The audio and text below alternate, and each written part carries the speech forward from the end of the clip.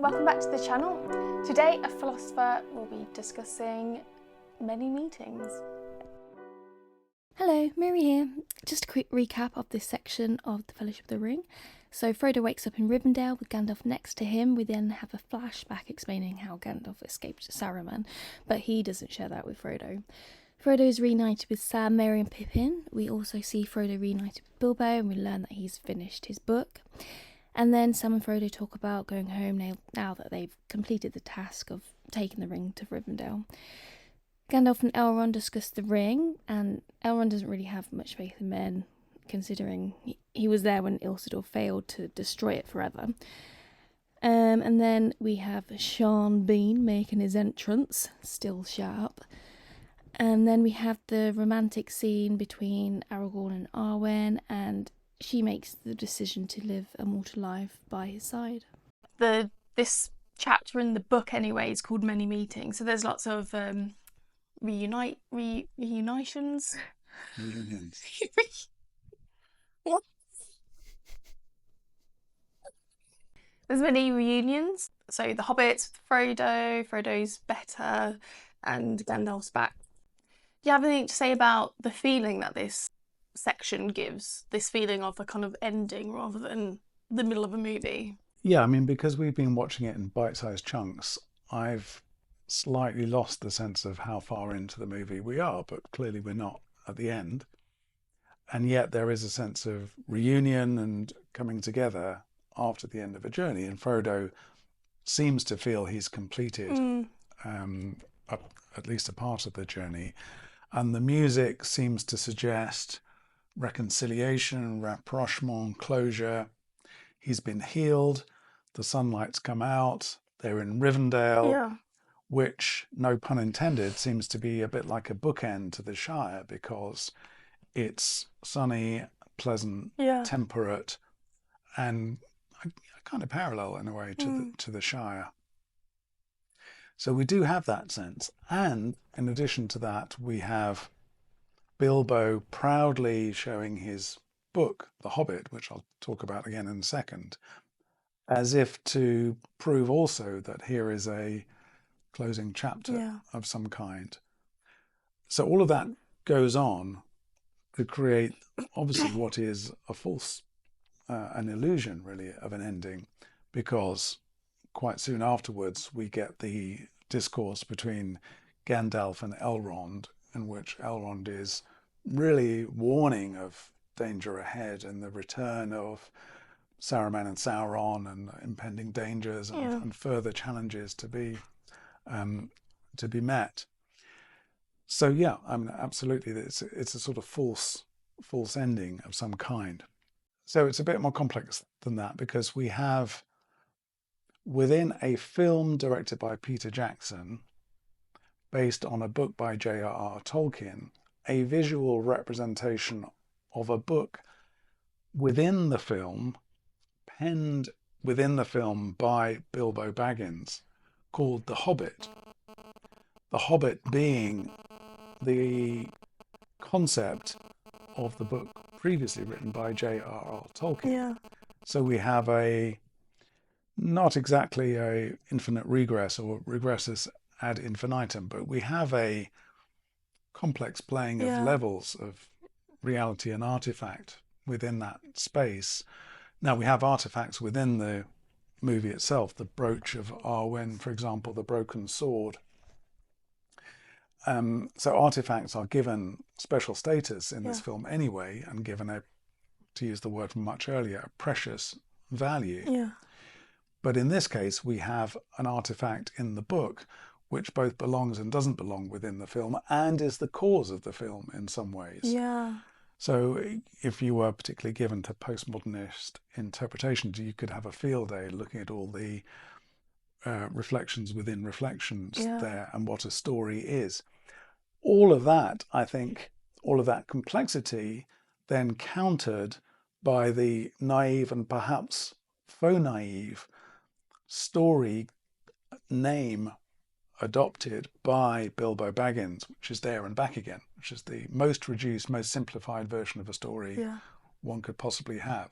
So there's this false naivety within a complex narratological setup, which itself then fits with what we were just saying, an apparently easy summation of the film or moment of closure, which we are supposed to enjoy, the restoration of health of Frodo, the sunlit uplands of Rivendell, and so on, within actually what is a highly complex, ongoing narrative, which is about to be rebooted with the arrival or the threat to Rivendell. So we have something working at both, as it were, the methodological level of the layers of reality within the film and authorship and so on, as opened up through this almost portal of the book The Hobbit. And at the same time, we have that replicated in terms of the story arc, which is not an arc at all. It's just a cycle within a larger arc. So it's quite a complex setup. Yeah, I wonder if that's the first time that kind of setup's been done. Well, I mean, the idea of a play within a play, Yeah, obviously, is an old one, and Hamlet is the go-to text on that.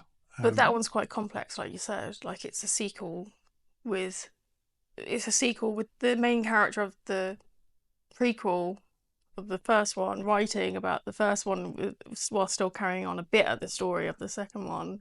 Exactly. Yeah. And all of that within a film directed by Peter Jackson about a book and so on. So, I mean, you can cut it in various ways. I mean, if this were a work of art, you could imagine it on a canvas with multiple planes, intersecting planes, and it's not quite sure what's figure and what's ground, what's background and what's foreground in all of that. So it's a little bit mind-bending. Yeah. And perhaps deliberately so. And yet the effect, rather than being intellectual or cerebral, is actually rather playful. And the tone of the whole sequence we watched is light and generally comic, but is then tempered a little bit through these asides almost we get as we overhear this rather private conversation between Gandalf and Elrond, as if we are ushered backstage to understand the deeper workings of time and revenge and history that's going on. And actually then we also get another private moment towards the end with the tryst between Aragorn, as he's going to become known, or Strider, if you like, and Arwen, where she talks about sacrificing her immortal status for the mortality of being human, a man. Yeah, when we saw the interaction between Frodo and Bilbo, the character of Frodo has developed a bit in the story since we first met him. So he's been through quite a bit, he's been stabbed as well. And so we see how much he's grown in that amount of time when he meets Bilbo again. And he actually says, "I'm not like you, Bilbo." Yes, he has grown in some respects because he's capable of that self-reflection and the comparison or contrast rather with him and Bilbo. And at the same time, he has a manifest homesickness, which suggests he wants to go back to how things always were, there and back again. While at the same time, we are told by Gandalf off stage that this scar that he's received will never be healed. So there is a cicatrice or a trauma that will be with him for always, which actually Frodo himself doesn't quite seem to have appreciated yet. No.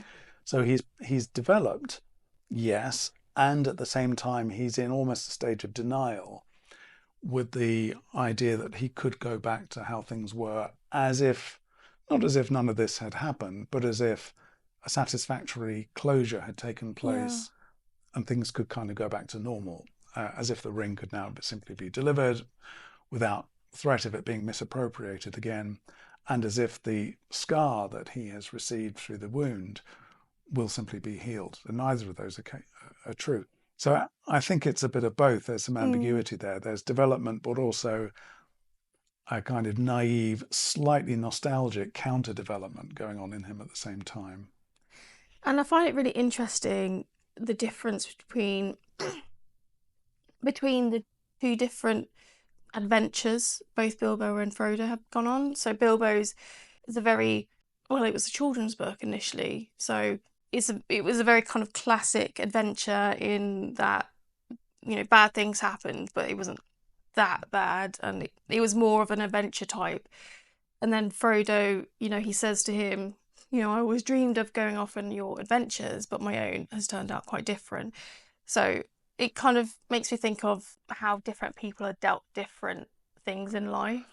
Yes, and there is a theme of fate which Yeah. comes up at the end again with Strider.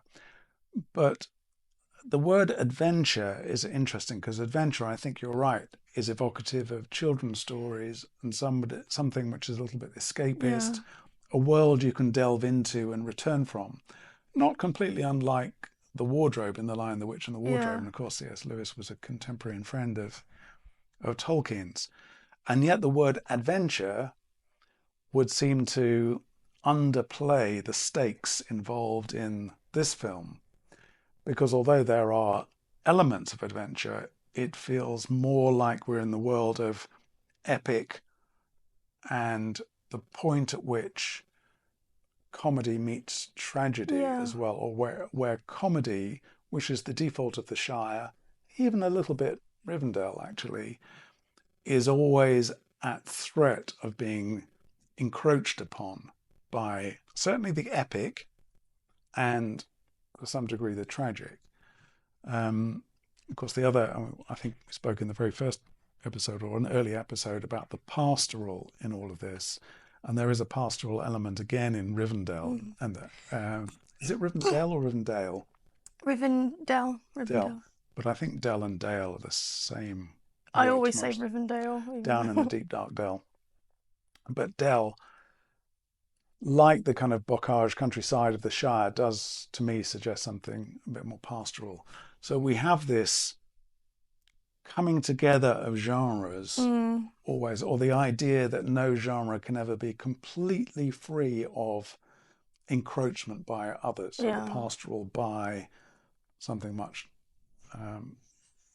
tragic or epic and so on. But Rivendell feels a lot more academic than the Shire. Yes, it is a little. Like it's got light, you know, we see Aragorn reading the book. True. Yeah, and of course that's where the elves are from. Yeah, so there's a slightly less vernacular element to it, perhaps. Yeah. But the notion of fate is an important one, which you mentioned there. So there is the fate, as you just mentioned, as experienced differently between Bilbo and Frodo. And Frodo sort of saying, my fate's different to yours, you know, with all respect, we're on a different path. And then that is kind of echoed later on in this very romantic scene between Arwen and Strider, who he still is at that point. You know, they meet also in moonlight. I mean, there's the moonlight. Yeah. Also, when we come back to talk about Saruman, Saruman is framed by the full moon. Yeah. The full moon as a portent, in that case, of woes to come, I think. Whereas the moonlight under which Strider and Arwen meet is a romantic moonlight. So it's interesting how the moon plays different functions in that clip there. But then there is this question of fate and an existential question of fate between Arwen and Strider, because he is a man and she's not mortal, and she's saying, well, I want to sacrifice that to become a mortal, which reminded me of a much later film, the Wim Wenders film Wings of Desire, which is the English translation of Himmel über Berlin, which is the story of an angel who decides to sacrifice their angelic status in order to become human and fall in love, which is a very similar premise.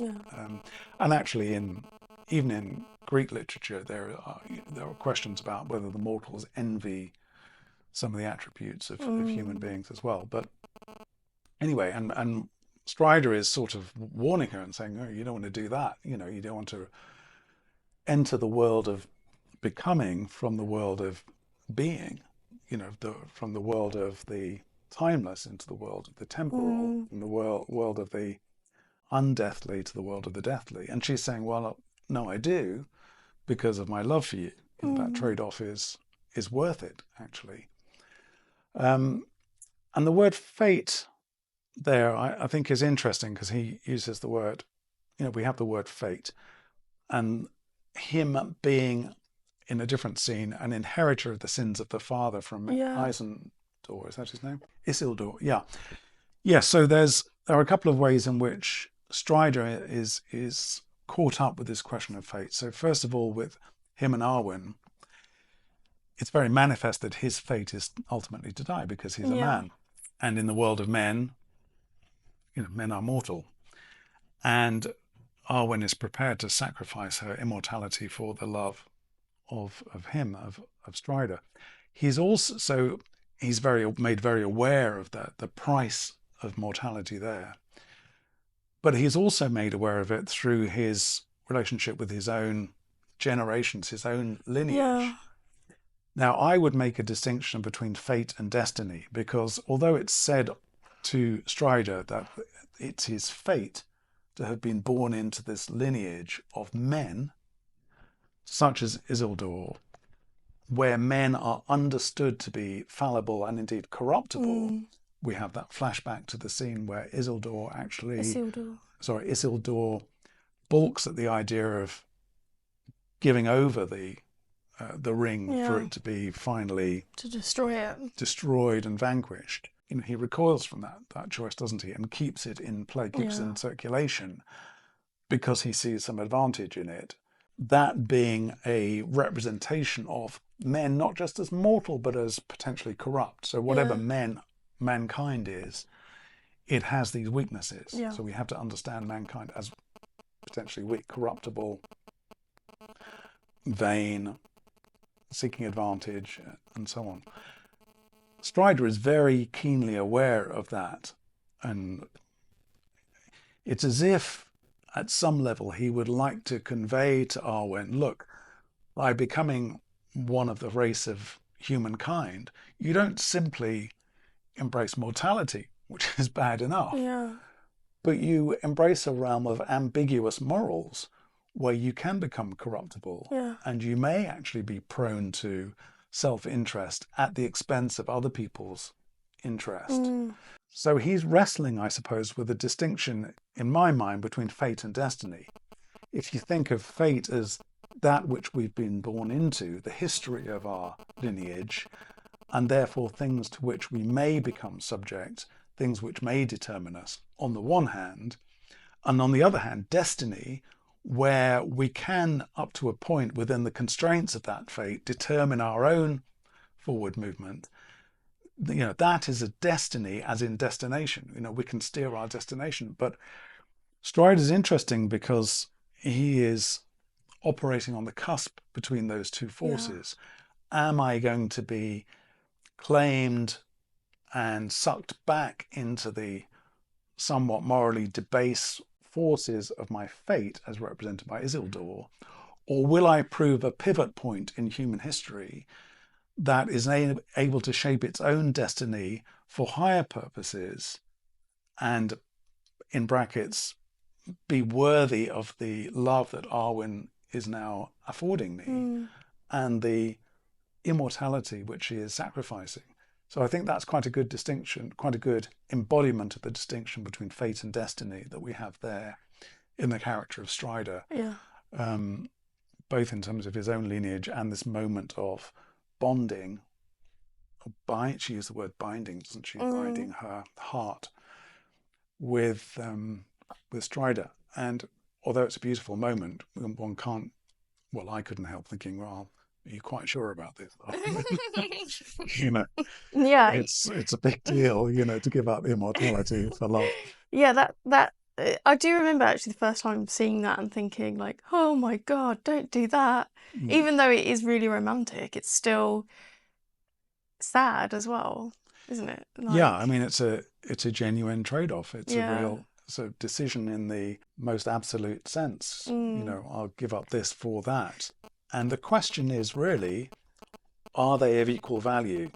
And we've had the word precious, as it were, implanted in us right from the beginning of the film. So the question of value and values, I think, is one of the currents that flows throughout. But that is a key question there, is that a fair trade? But yeah, because she's essentially saying, I'll die for you. Yeah. Well, and not just that, but she's equating love with death in some way, because I can love you, until death do us part. Yeah. So it's like a marriage vow in all intents and purposes. Yeah. We also, I think it's probably worth saying, we also do or have had this flashback to Gandalf. So although he presents himself to Frodo on Frodo's awakening into health, although Frodo still looks a bit groggy and his eyes are dark, aren't they? He's got rings around his eyes as the poison still hasn't quite left him. Gandalf hides from Frodo the trials he's been through, and in that sense he's still very paternalistic with Frodo. He's still the grown up and sparing the child from the difficulties he's had to hold. Although there is again this question that Gandalf poses with, who's the other, Elrond. Sorry, although there is this other question about the degree of responsibility they've given Frodo with Elrond. There is that debate. Have we given him too much already? Can we ask him to do any more? Again, was sort of without really reflecting on the fact that it was their choice, or certainly Gandalf's choice, to give him that task. But then he veers back to this more avuncular, if not paternalistic mode with Frodo, which spares Frodo from the travails he's been through, the duress he suffered under the spell of Saruman. So it's quite odd in a way, the role Gandalf plays with Frodo there. On the one hand, asking Frodo to be the savior and take on the weight of the ring, but on the other hand, protecting him from all of this adult knowledge, if you like. So it sort of comes and goes between those two things. Frodo, meanwhile, just seems to take it all, more or less in his stride, no pun intended. But he is, we had an earlier episode about whether he's manipulated or not in all of this. There's still a bit of a question about that, because he is going to be, he doesn't know it in this scene, but he is about to be re-recruited for the next part of the journey, I assume. Yeah. And both Elrond and, well, particularly Elrond, is wanting to say, look, we're still under threat. The journey's not over. The forces are amassing. He uses the phrase, the forces are amassing. Again, a bit like Hamlet, with the forces massing from Norway. And Frodo will be called upon again by the looks of it, because those two have recognized that both Elrond and Gandalf have recognized that Saruman has gone over to the bad side and is essentially a lieutenant of Sauron in some way. We do see Elrond bringing together people from Middle-earth. So he says it belongs to all of Middle-earth. They need to decide what to do with it because the elves are leaving. We can see the kind of setup for the next scene where there's going to be... Yeah, and the appearance of Sean Bean is an interesting one because we don't know who he is. But he's given access to this space, which I was slightly surprised by, that visitors were kind of allowed. And we then have this encounter between a very almost Christ-like looking Viggo Mortensen, again under the moonlight, with Sean Bean. And there's a bit of a question there about whether there'll be a standoff between these two capable young men. Yeah. And again, they're in that intermediate generation, although, as I understand it, the ages of these people is always much greater than you think. But at least ostensibly, we have three generations. We have the Frodo and Samwise generation, kind of adolescence. Yeah. We have the elders, Gandalf, Elrond, Saruman. And then we have this mid-generation of Strider and Arwen sort of effectively becoming of that generation by agreeing to become mortal. And now Sean Bean, who seems to be a sort of match in some way for Strider. So there's a real question in my mind about, hang on a minute, is this guy friend or foe? Yeah. And there is tension in that scene. And there's a question there of them slightly indulging in a bit of ritual sniffing as they size each other up. Yeah. And how is Sean Bean going to fit into this story? Because don't we have a complete cast of characters now? What extra twist or turn in this tale that's clearly not about there and back again is there going to be? That whatever he brings a narrative question about an extra problem to be resolved, an extra problem that he may himself initiate or illuminate in some way. So that's quite an interesting moment in the film, and I think a good representation of the fact that this is a false ending that we're in, because this is a beginning of something. It's a new character, as is the Orlando Bloom, and we've just had the exchange between Gandalf and Elrond, which is also about the next phase and so on. So here we are doing the same thing ourselves in this discussion, going back to the beginning, which is this is a sequence in the movie which is about endings and beginnings at the same time. Thank you for watching this episode. Do remember to like, subscribe, comment, share, and if you would like to become a member, we are putting the videos up sooner than it is anywhere else. So yeah, do please become a member and support the channel if you can. Thank you.